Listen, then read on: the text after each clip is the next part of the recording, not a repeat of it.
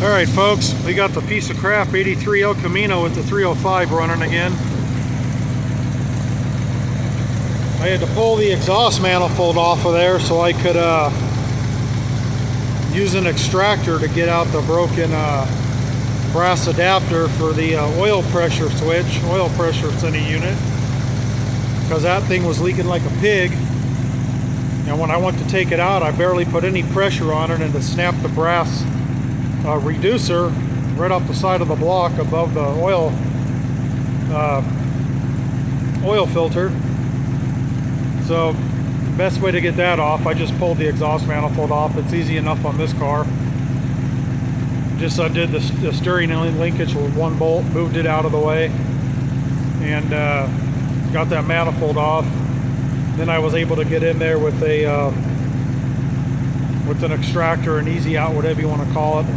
I went up to Big R and bought one. They had one made by Bosch, or at least branded by Bosch, and it got it right out of there. That son of a gun was in there tight as shit, but that extractor got it right out. I don't have the collector bolted on yet. It's sitting on the exhaust pipe, of course, down there, but I don't have the 3 nuts on because I just put it back together. That's why you'll hear a little exhaust leak. See, I don't have that bolted on yet. But got everything else on. I haven't changed the wires yet. But she's not smoking like a pig under the hood anymore because those valve covers aren't leaking. And there's that oil pressure switch down there.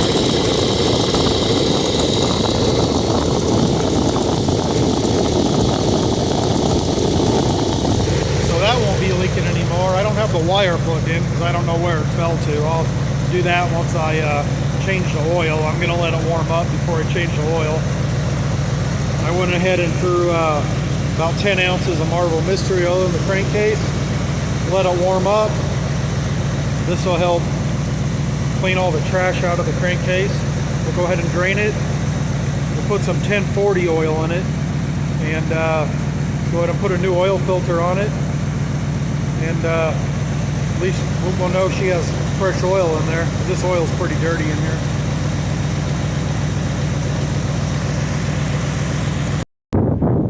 All right, folks. So I did a little tuning on that carburetor there. In my opinion, those Quadra jets, you know, they call them Quadra junk for a reason. It's definitely just going to get a Edelbrock 1406 electric choke, or, you know, equivalent. I might even cheap out and get a Chinese clone of it, because you can get them for half off. You can get one of them Chinese clones for $200 of an Edelbrock 1406 electric choke. You know, the real deal's around 400, 420, 30, something like that. We'll see. Maybe I'll just come across a good used one. It has a good idle and everything, but I can tell you the accelerator pump sucks on it. I mean, you floor it and it just falls on its face. You know, at first it takes a while to catch up. It was hanging up on the secondaries when you floor it. The secondaries would open and remain a little bit open. I got that all worked out and got it free, WD-40'd it, and just put some WD-40 on it and worked the butterfly valves back and forth. Got that freed up. It does actually have a really good idle. It idles really well, actually. Like I say, it does have that exhaust leak because I have to hook that collector back up, but that's no big deal. That's just 3 bolts.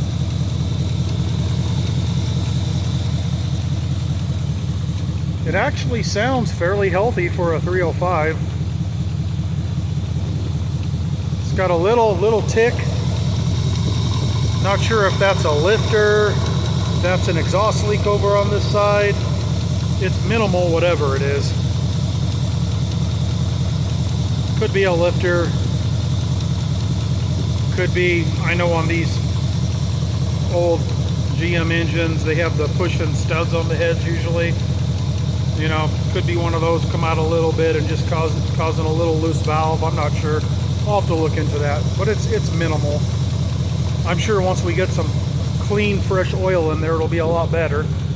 Still filthy under here, but a lot better than it was, huh? And she doesn't smoke anything out the tailpipe. That's just condensation because it's a, you know, it's a cold day, and we had some a little bit of rain overnight. We have some humidity in the air. You can definitely hear an exhaust leak underneath there. If the kid keeps this car, this single exhaust with the catalytic converter, because it still has a cat on it, that's all coming off. We'll just go ahead and run some duals out of it or something. But seems pretty healthy. That's the extent of the front leak right there, the front main. It's not terrible. You can see how dirty that oil is. We got to get some good oil in there. And I believe that the rear main probably leaks on it too, but it's not nearly as bad as I thought it was with that sensor leaking. I thought I was just, you know, just going crazy. But no more leaks out of the sensor. I still have to hook up the transmission line. It's leaking. That's no big deal. Just get a flare nut wrench on there. I think it sounds pretty decent though.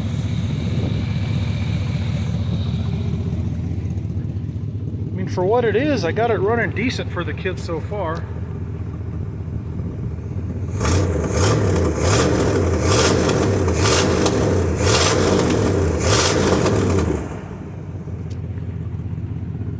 Yeah, you can see there's no smoke coming out of it at all. Which, like I said, I really thought this engine was done and dead. Guys, it was the valve cover leaking out, getting into those exhaust manifolds. I put a new set of gaskets on there when I put the manifold back on.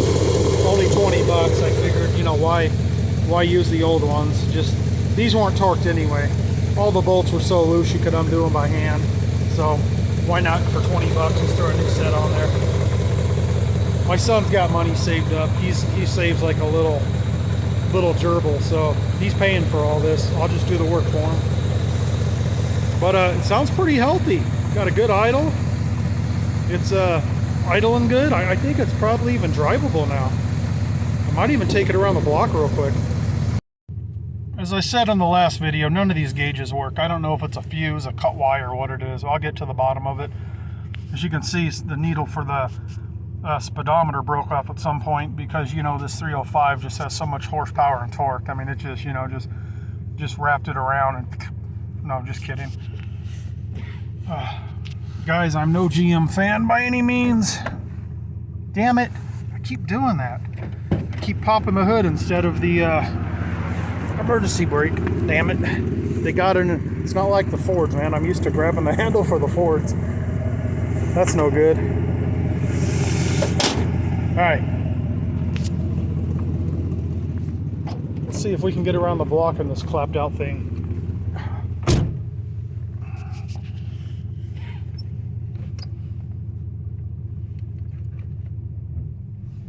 Oh, look at that, it has reverse. Okay, let's do the right one this time. Brake release. Well, if you're going to get pulled over in a car, this is the car they're going to pull you over in. Alright, let's roll the window down.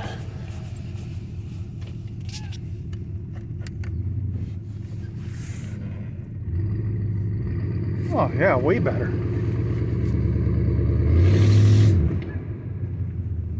Oh yeah. Way better than when I brought it home. This thing could barely even move.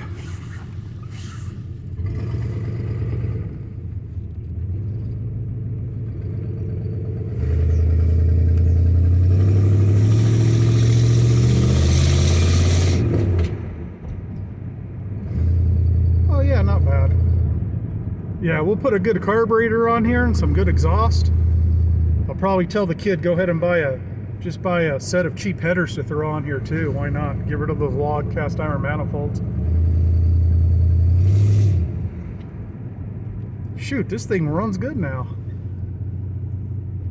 Tell you what, guys, he paid $1,000 for this car. The guy was asking $2,800. Then he was asking $1,850. He talked himself down to $1,100, and I told my son, offer him $1,000. Don't give him any more, because it just, you know, it leaked so much. I didn't even think I was going to get it home.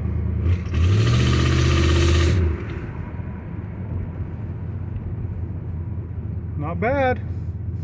This carburetor isn't even that terrible.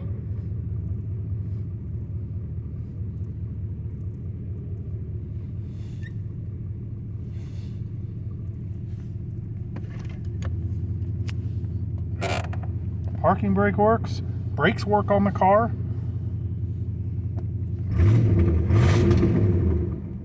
Typical Chevy, huh? Sounds quick, but it don't go anywhere. I know. I keep bagging on the Chevys. I know all about the LS power, guys. I know what those engines can do. I'm just goofing around. It's a 305. What do you want? Not bad, though. Not bad.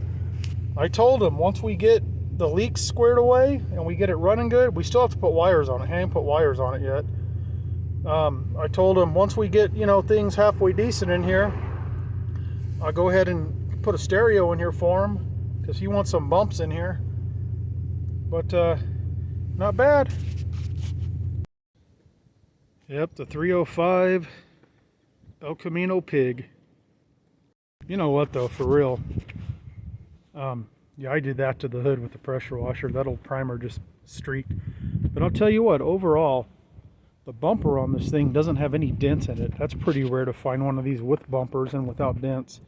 That'll polish right up. It's got the chrome. I actually have these. They were behind the back seat, so I have those I can put back on. The chrome around the wheel wells, they all look good. Those wheels will look super sharp. It's missing, I guess, the chrome down the doors, but I probably would have got rid of that anyway.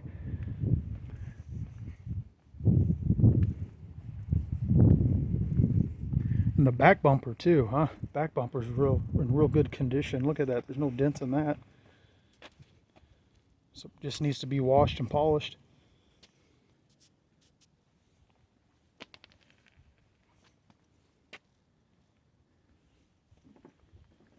Not too bad though.